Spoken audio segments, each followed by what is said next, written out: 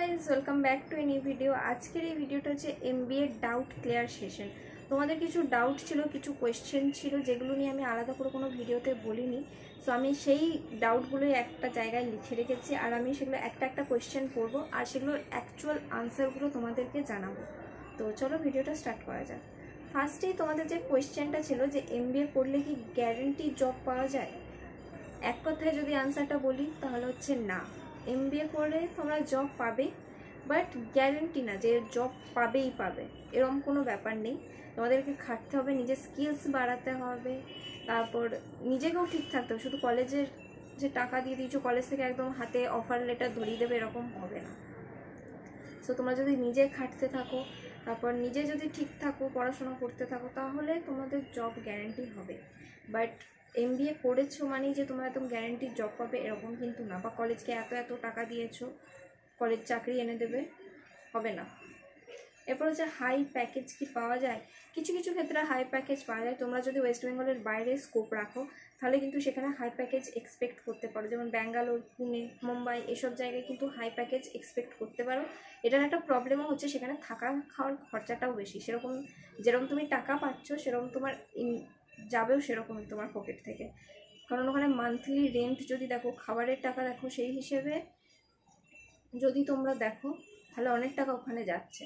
তো এই জিনিসগুলো দেখে নিও। হাই প্যাকেজ পাওয়ার সম্ভাবনা আছে, কিন্তু আমি তোমাদেরকে বলে রাখি ওয়েস্ট বেঙ্গলে হাই প্যাকেজ পাবে না। এরপর হচ্ছে অনলি আইআইএম থেকে পড়লে কি ভালো নাকি বাকি। আইআইএম থেকে পড়লে ভালো বললে তো নয়, সেখানে পাওয়ার একটা চান্স পাওয়ার একটা ব্যাপার আছে। আইআইএমে চান্স পাও, যদি তোমরা চান্স পাও তাহলে নিঃসন্দেহে চোখ বন্ধ করে চলে যাও। যদি চান্স না পাও তাহলে এইসব ভেবে কী হবে যে আইআইএম বেটার হবে, তো আইআইএম বেটার কলেজ, আগে চান্স পাও। চান্স না পেয়ে এইসব কথা বলা আমার মনে হয় না ঠিক। আইআইএম ম্যাটার করে, কারণ এটা একটা ভালো কলেজ আর ওখানে প্লেসমেন্টের প্যাকেজ অনেক বেশি। বাট আমার মতে আইআইএমের যে স্টুডেন্টগুলো আছে, অনেক কোম্পানি ওদের অ্যাফোর্ডই করতে পারে না। কিছু কোম্পানি আছে যাদের প্যাকেজের সাথে আইআইএমের স্টুডেন্ট যাবেই না। সো বেটার টায়ার 2 থেকে করো যদি তোমরা আইআইএমে না পাও তো। এরপর হচ্ছে ইজি লাইফ। দেখো মোটেও ইজি লাইফ নয়, মোটেও না। যদি তোমাদের এই ভুল ধারণাটা থাকে যে একদম ইজি লাইফ হবে, কর্পোরেট জব করবে, করবো না। পুজোর ভ্যাকেশন পাবে না যদি তোমাদের ইউএস শিফট হয়, পুজোর ভ্যাকেশন পাবে না, কোনো ছুটি পাবে না। তোমাদের ছুটি ডিপেন্ড করছে পুরো ম্যানেজারের অ্যাপ্রুভালের উপরে। 10 বার করে অ্যাপ্রুভালের জন্য তোমাদেরকে যেতে হবে। ছুটি তো পাবেই না যতদিন না তোমরা একটা ম্যানেজার লেভেলে যাচ্ছ। যতদিন তোমরা জুনিয়র এক্সিকিউটিভ, সিনিয়র এক্সিকিউটিভ, যতদিন তোমরা নিচ লেভেলে আছো ততদিন তোমাদের জীবনে কষ্ট থাকবে। 2-3 বছর তোমাদের কষ্ট করতেই হবে যতদিন না তোমরা ম্যানেজার লেভেলে যাচ্ছ ততদিন। এরপর হচ্ছে থিওরি অনলি। দেখো থিওরি বেসড মোটেই না এমবিএ। আগে এটা পুরোপুরি ছিল 2 বছর পুরো থিওরি বেসড কোয়েশ্চেন করা, তো পড়াশোনা হতো, তারপর চাকরি পেয়ে যেত। বাট এখনকার দিনে এটা মানুষে বুঝতে পেরেছে যে এমবিএ থিওরি বেসড নয়। মেডিকেল ল্যাবে বা যেরকম তোমাদের প্র্যাকটিক্যাল লাগে সেরকম এমবিএতেও প্র্যাকটিক্যাল লাগে, কারণ একটা মানুষকে পুরোপুরি প্র্যাকটিক্যাল না করলে সে বুঝতেই পারবে না যে ইন্ডাস্ট্রিটা কীভাবে চলছে। সে একবারে যদি জবে ঢুকে যায় তাহলে তার অনেক প্রবলেম হবে, কিন্তু তার আগে সে যদি একটা ইন্টার্নশিপ বা ট্রেনিং করে সেখানে যায় তাহলে তার একটা অলরেডি আইডিয়া থাকবে। এরপর হচ্ছে শর্টকাট টু সাকসেস। আমার মনে হয় না এমবিএ একটা শর্টকাট বলে সাকসেসের দিকে, কারণ আমি নিজেও দেখেছি অনেকজন আছে বলে যে কিছু হচ্ছে না এমবিএ করে নে, কিছু পাচ্ছিস না এমবিএ করে নে, এমবিএ করে একটা জবে ঢুকেছে। মানে এমবিএ এতটাও ইজি না যেভাবে এরা বলছে, মানে এমবিএ করলে একদম শর্টকাট সাকসেসের দিকে না। এমবিএ করলেও তোমাদের বেকারত্ব দেখতে হবে যদি তোমরা ঠিকঠাকভাবে না যাও, তো এটা শর্টকাট নয়, এটা হার্ড ওয়ার্ক টু সাকসেস বলা যেতে পারে, যে হার্ড ওয়ার্ক করে সাকসেস।